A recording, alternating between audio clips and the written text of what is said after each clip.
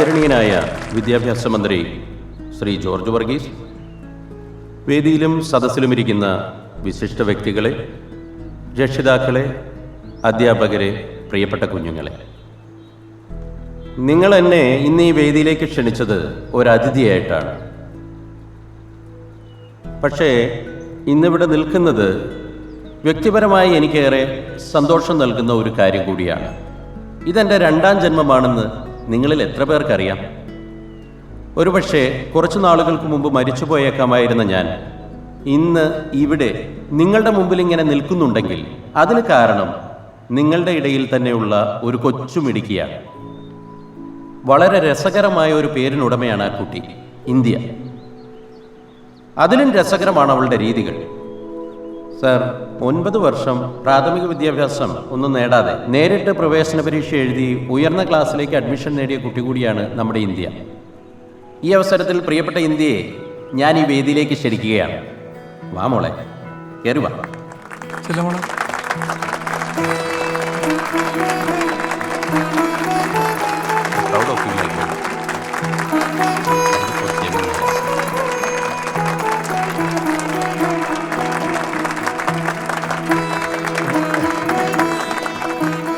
ഈ കുഞ്ഞു നൽകിയ കൃത്രിമശ്വാസത്തിൻ്റെ പച്ചയിൽ ജീവശ്വാസം നേടിയ ഒരാളാണ് ഞാൻ.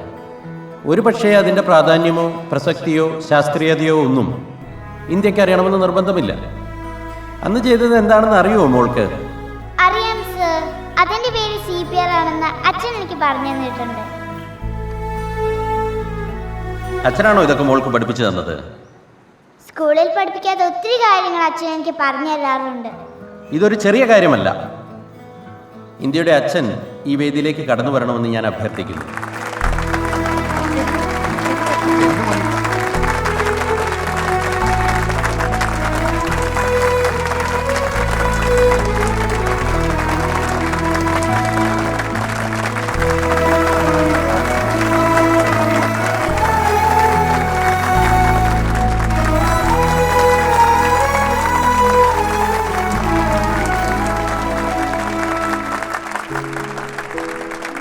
സോമനെ എനിക്ക് നേരത്തെ അറിയാം സാർ.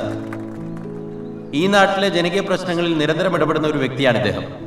സോമനെയും സോമന്റെ സമര രീതികളെയും എന്നേക്കാൾ നന്നായിട്ട് അറിയാവുന്നവരാണ് നിങ്ങൾ ഈ നാട്ടുകാർ.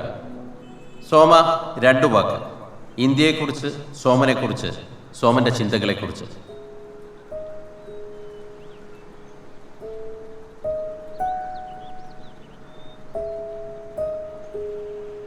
പ്രിയപ്പെട്ടവരെ, പലയിടത്തും പാടെ പരാജയപ്പെട്ട ഒരു മനുഷ്യനാണ് ഞാൻ.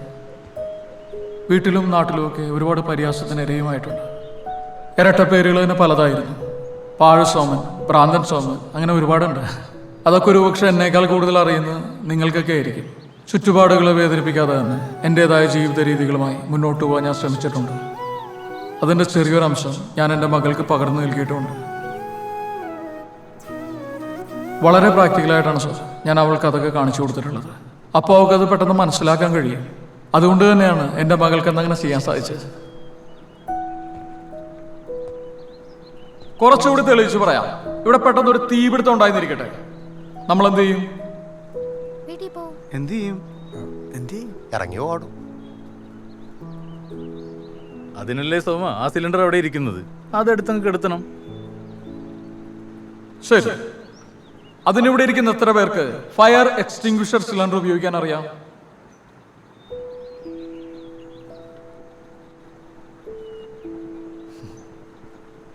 ഇതാണ് സാർ നമ്മുടെ അവസ്ഥ. ഇതും കൂടെ ചേർന്നതായിരിക്കണം വിദ്യാഭ്യാസം. നമ്മുടെ ചുറ്റുപാടുകളെ തൊടാതെയും അറിയാതെയുമുള്ള ഈ അഭ്യാസം നമുക്ക് എന്തിനാണ് സാർ? കടപ്പാടുകളും ഉത്തരവാദിത്തങ്ങളും മറക്കുന്ന ആളുകളുടെ എണ്ണം കൂടുമ്പോഴാണ് ഒരു നാട് ജീവിക്കാൻ കൊള്ളാതെ ആകുന്നത്. ഒരു ബൈക്ക് അപകടം ഉണ്ടായാൽ കള്ളത്തരം കാണിച്ച റോഡ് കോൺട്രാക്ടറെ മാത്രം കുറ്റം പറഞ്ഞിട്ട് കാര്യമില്ല.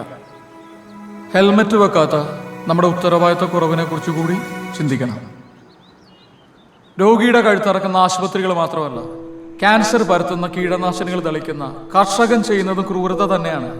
നമ്മൾ ഒരിടത്ത് വിതയ്ക്കുന്ന കള്ളത്തരം മറ്റൊരിടത്ത് നിന്ന് നമ്മൾ തന്നെ കൊയ്യും. പാലിൽ മായം കലർത്തി വിൽക്കുന്നവന് വാങ്ങുമ്പോൾ കിട്ടുന്ന കെമിക്കലിൽ കുളിച്ച മീനായിരിക്കും. മനുഷ്യർ മനുഷ്യനെ സംഗീതം പോലെ സ്നേഹിക്കുന്ന ആ ലോകം നമുക്കാരും കൊണ്ടുത്തരത്തൊന്നുമില്ലെന്നേ. അത് നമ്മൾ തന്നെയാണ് പണിതുണ്ടാക്കേണ്ടത്. മനുഷ്യരെ സ്നേഹിക്കാൻ തുടങ്ങിയാൽ പിന്നെ എങ്ങനെയാണ് നമുക്ക് അവരോട് റെസ്പോൺസിബിൾ ആകാതിരിക്കാൻ സാധിക്കുക? എൻ്റെ ഈ വീതുളി കൃതാവ് എനിക്ക് മറ്റുള്ളവരോടുള്ള റെസ്പോൺസിബിലിറ്റി മറക്കാതിരിക്കാനുള്ള ഒരു റിമൈൻഡറാണ്. ഇത് കണ്ട് പലരും എന്നെ ഭ്രാന്തനെന്നും പഴഞ്ചനെന്നൊക്കെ വിളിച്ചേക്കാം. എനിക്ക് യാതൊരു പരാതിയില്ല.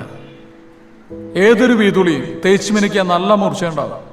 ആവശ്യമില്ലാത്തതിനെ മുറിച്ചു മാറ്റാനും ആവശ്യമുള്ളതിനെ ചീകി മിനുക്കുവാനുമുള്ള തീർച്ചയും മൂർച്ചയുമാണ് ഒരു മനുഷ്യന് വേണ്ട ഏറ്റവും വലിയ ഗുണമെന്നാണ് ഞാൻ വിശ്വസിക്കുന്നത്.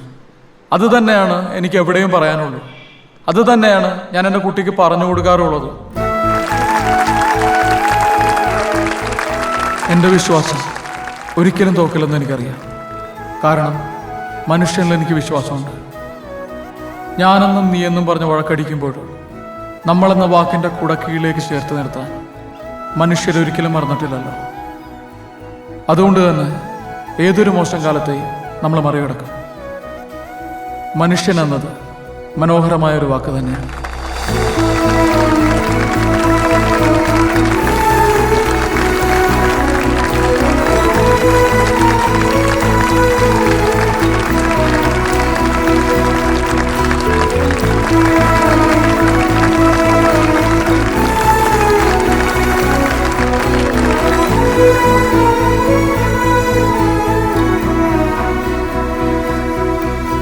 പ്രളയത്തിൽ ഭവനരഹിതരായവരെ പുനരധിവസിപ്പിക്കുക.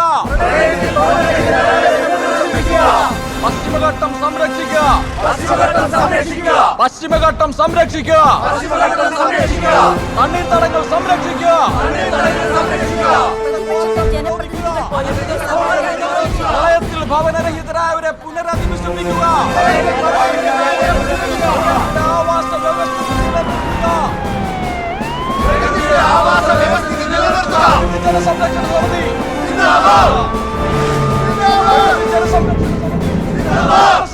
സമിതി ജനസംരക്ഷണ സമിതി പ്രകൃതി ജനസംരക്ഷണ സമിതി. എന്താ ഓന്റെ ഇന്നത്തെ വിഷയം? സാറേ, ഈ കൊറോണ കാലത്ത് പ്രളയം വരാഞ്ഞതേ ലോകം മൊത്തം കുറച്ചു കാലം ലോക്ക്ഡൗൺ ഉണ്ടായതുകൊണ്ടാണെന്ന് സോം പറയുന്നത്. ആ ഓന്റെ വിശ്വാസം അതിന്. അതുകൊണ്ട് ഇനി എല്ലാ വർഷവും കേരളത്തിൽ നമ്മുടെ പ്രകൃതിക്ക് വേണ്ടി ലോക്ക്ഡൗൺ വെക്കണമെന്നും അത് ലോകം മാതൃകയാക്കുമെന്നൊക്കെയാണ് പുള്ളി പറയുന്നത്. ഉവ്വ, നടന്നു തന്നെ. പോരാത്തതിന് 1 മാസത്തെ പലചരക്ക് റേഷനവും കൊടുക്കണമെന്നും.